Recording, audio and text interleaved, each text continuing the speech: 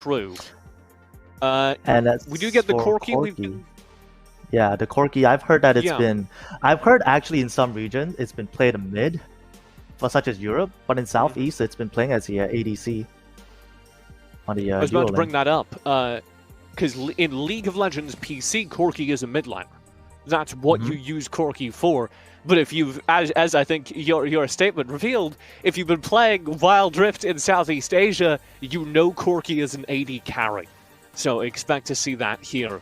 Jarvan also sliding in, presumably in the jungle, but can also be played in the various side lanes here in Southeast Asia.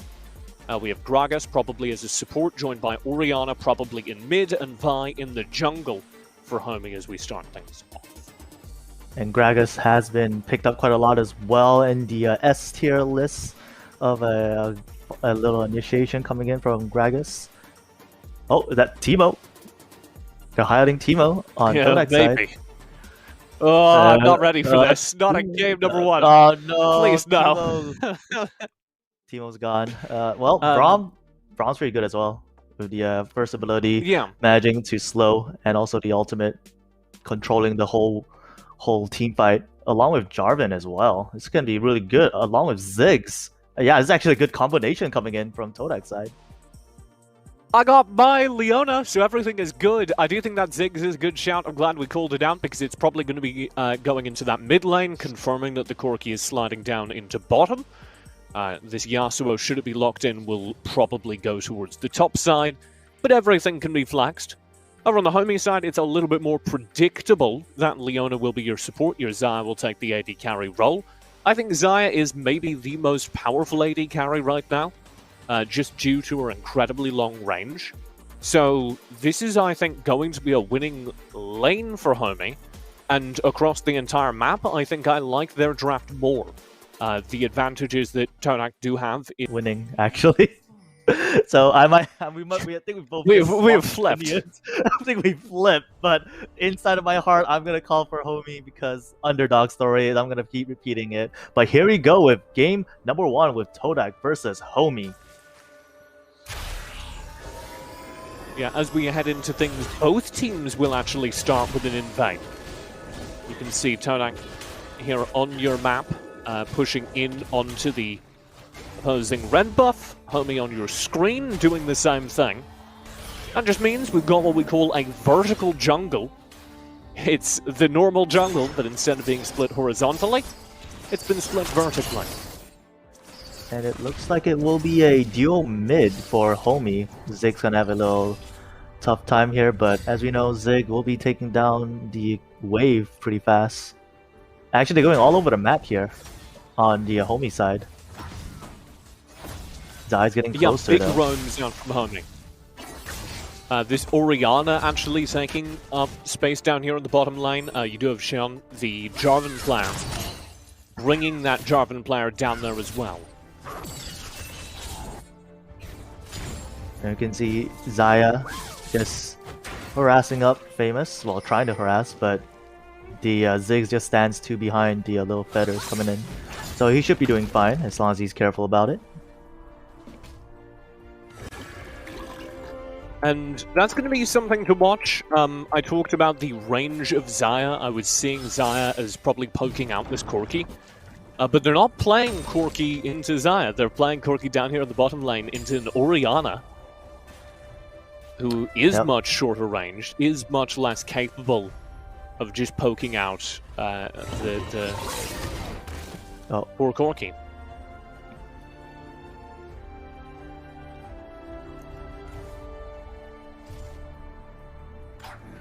So, we will reset to a neutral map state. There was early presence down there on the bottom side from Xion over on the Jarvan, but nothing came of it. So now our jungle presence is up on the top side, where you're going to have a dive in.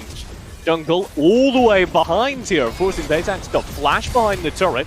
Grand Challenge was already spent. Mega Inferno Bomb will follow. Xion dives in. 2 very low HP members of Homiee are running for their life.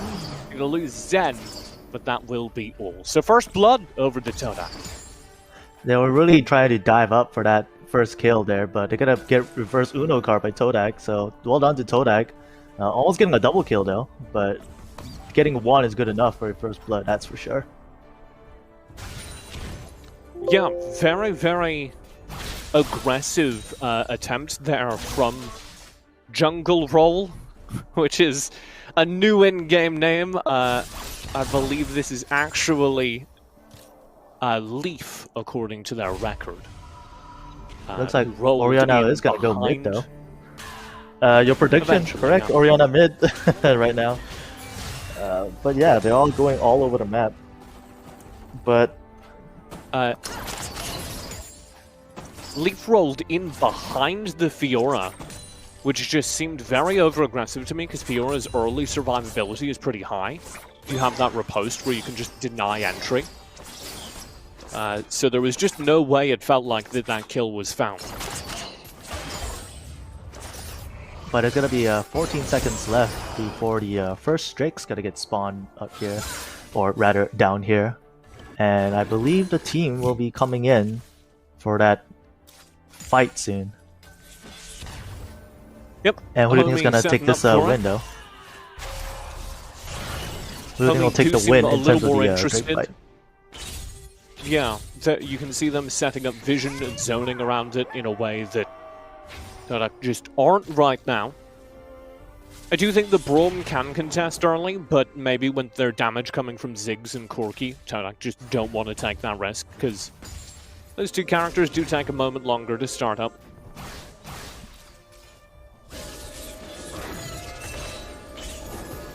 And now Corki's gonna be bottom. I don't think they're contesting this Drake anytime soon. I feel like they want to fight first. They definitely want to go fight first. Yeah, Leaf leaping in, poking underneath the turret, but not finding the kill. You do have that Drake, I believe, being started now for Homiee on the minimap, as they begin to chip away at it. It's like it does have vision of it, but doesn't want to push underneath the entire squad, at least not without further backup. The presence of both junglers here, though, makes this so dangerous. Neither team is willing to full commit. Neither team is willing to go all the way. We had a deja vu of this yesterday, I think, in one of my casting, where both teams are like just afraid. But this is kind of a typical fight at a Drake, usually. It all depends who makes a mistake. Fabian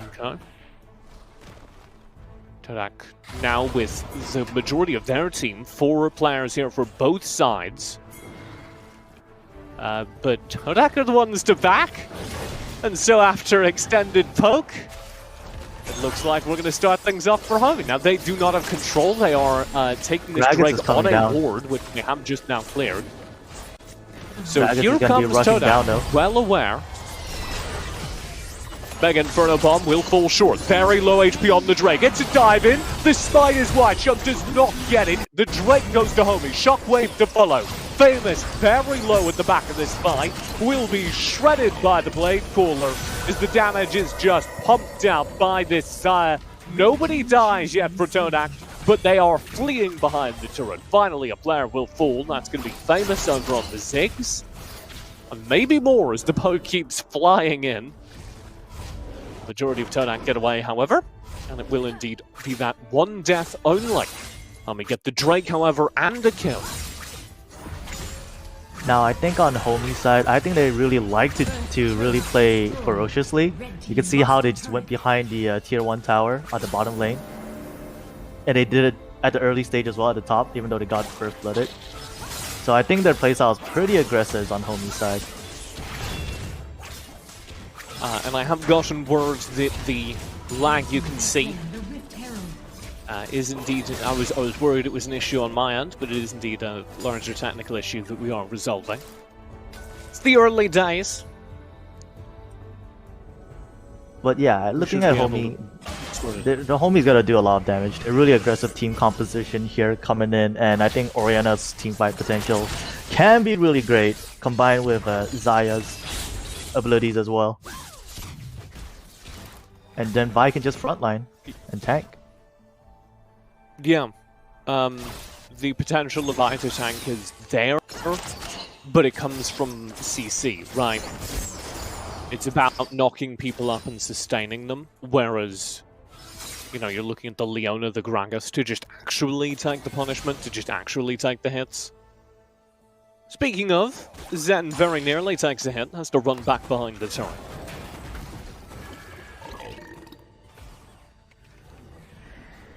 And they will be taking this bottom turret now with the Rift Herald. Yeah, top lane the turret does go down as Homiee press very aggressively onto Baytax, but they're going to lose this trade. If they just play this cross map, they're going to lose another one, I think. They're going to lose another one. Take the turret. They for sure with the dive on in.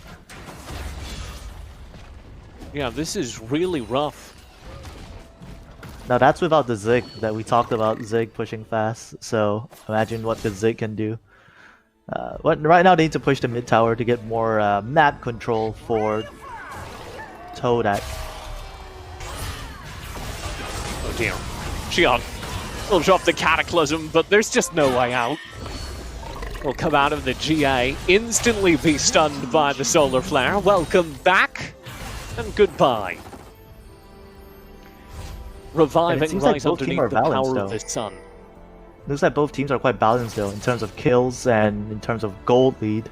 Not too far from each other, but in terms of towers, yep, definitely TODAK's winning this in terms of the towers department, but I feel like of course the advantage does go to TODAK because of the bot lane.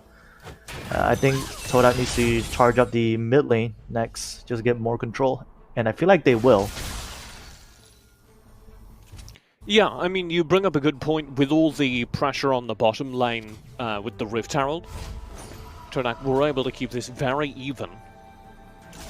The advantage that Homiee has rests entirely in that Drake they have. And there's going to be another one shortly. Yep, the next objective will be coming up soon. We got 3 seconds on the Baron Asher and also the next Drake coming up right now. So we're going to have to see a little setup coming in from Homiee because they're really close to the Drake right now. Here we go. Drake up. TODAK nowhere nearby. Just watching from the side as this Drake gets absolutely shredded. There's the redemption.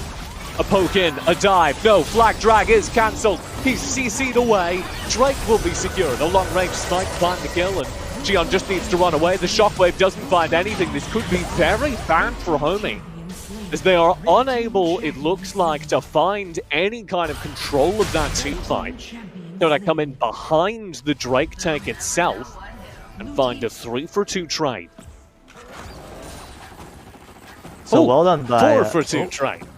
Okay, well done by the TODAK for sure, but they still have the advantage so far. Actually, they have the gold advantage now and the kill advantage, but not by much. So it's still a comebackable win for Homiee. But I have a prediction that TODAK, if Homie's not careful, TODAK will definitely scale better in the end of the game. Yeah, I mean, what are you looking for specifically? Is that Corki and Ziggs? Corki and Jarvan, I feel like if they start a team fight, I feel like Homiee can definitely win. But yeah. Corki and Jarvan, if they get caught out by Homiee, it's not looking good for them. You also have just so much of Homie's damage tied up inside that shockwave, the Orianna ultimate. Really rough when you miss it like that last one. Speaking of missed ultimates though, the package Valkyrie will go wide from the Corki. And so TODAK don't find anything with their engage. However, they start the Drake regardless, which makes this very messy as the Solar Flare comes through. It's going to be a full-on 5v5 for the Baron. Very low HP on Homiee as they try to find the entry, but their AD carries are still alive. The tanks are dead. You still have this Xayah pumping in damage from the back of the fight. You still maybe have something from the Orianna. That is enough of a threat to scare TODAK away. No, nobody died, but they have such low HP, they don't dare step up. It just seems like TODAK keeps almost dying, but Homiee ends up the one being dying here. TODAK is just too strong. Corki definitely doing his job, slaughtering everyone. Yeah, really, really good play from Fabi in these fights. And it felt a little disconnected from Homiee as well. Like, the Xayah didn't manage to get in range of that fight, and doubly so for LCC, who was just completely zoned out of actually, you know, doing anything with their attacks. I think Homie's issue is that their team comp is centered around Orianna and Xayah. So if they aren't able to land their combos, it's, you know, they can't really do much here. But it's going to be a fight coming soon, I think. They're just poking up and down around. You don't have a lot of natural, like, ball carriers for the Orianna, so it gets a little messy. You're, you know, trying to ferry that Orianna shockwave into the team fights, and I guess Leona can do it, but that's kind of what you're hoping for. You don't have the Alistair or anything like that. Guess what time it's about to be? It's Drake. Is that what you're gonna say? It's Drake time, baby. I'm gonna say it's hero time. I was thinking of Ben 10 apparently.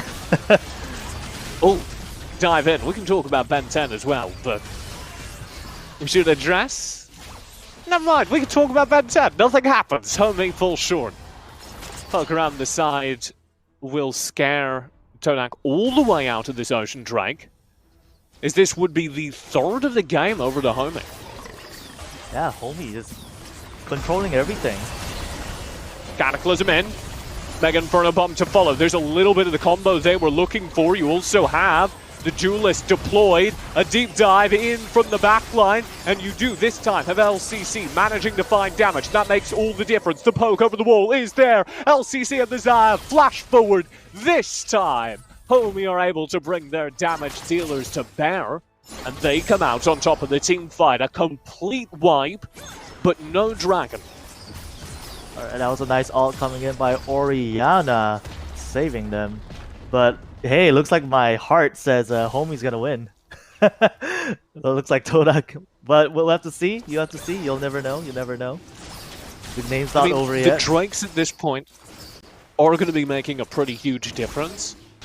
But you know, if there's anyone like you in the TODAK camp, you do need to be paying attention to the gold, which is still in their favor. Yeah, and also tower-wise too. Tower-wise, they have the top to take or bottom to take. They could choose whatever they want. Maybe take a... Oh wait, sorry, I was gonna say Rift Herald, but if they had a Rift Herald, they could just put one top and put one bottom, and they just push bottom, but no, not for them today. But yeah, they have choice of doing some sneaky plays on taking either top or bottom tower, if they can. And I'd like to highlight my favorite item in the game. Look at how many gargoyle stone plates we have over on Homiee. Literally everyone who has to frontline has built one. Xion will drop the Cataclysm. Shockwave will interrupt them. Easy kill. Xion's gone. There's no jungler on the map now for TODAK. And that should make it that much more difficult to contest a Baron. They're going to have a very lucky steal from the Ziggs bomb or something. The Homie's been taking everything so far. I wouldn't be surprised if they take this one, and they have taken this one. So they're controlling a lot of stuff. Dive in. Solar Flare. This gets dangerous. 2 more kills passed over. And poor Famous has got to ride like the wind, Jackie. There's going to be a firm chase attempt. Homiee, Zed aggressive is so team. fast. That is intimidating. Homiee, a very aggressive team in general. They're not stopping. They're going. And you said about the gargoyle. Yeah, definitely going in really, really strong and tanky. Yeah, I'm just find it really entertaining because this is true in both versions of League of Legends. But there's a dedicated support shielding item, right? Locket of the Iron Solari in League of Legends, it's Locket of something else in Wild Rift. And it sucks. It gives you like 5 shield. And the only reason you would ever build it is if you have, like, a very squishy team, and that's going to make the difference. But I'm really enjoying the fact that nobody here is interested in shielding their teammates. It's got to get big. Solar Flare, stun combo, shockwave, they're gone. And they're just slowly chipping in more and more towers here, and the turret will be going down. This one will go down as well. Yep. Baron in I hand. think they can do this it. Looks to be game number 1. Let's turn And the game number all one will the go way to back Homiee. behind their Nexus. And this will be Homiee diving all the way in to end it. A desperate last stand comes out. The front line is there. And they are gone just as quickly as they arrived. Game number 1, 1-0 to Homiee in our best of 5.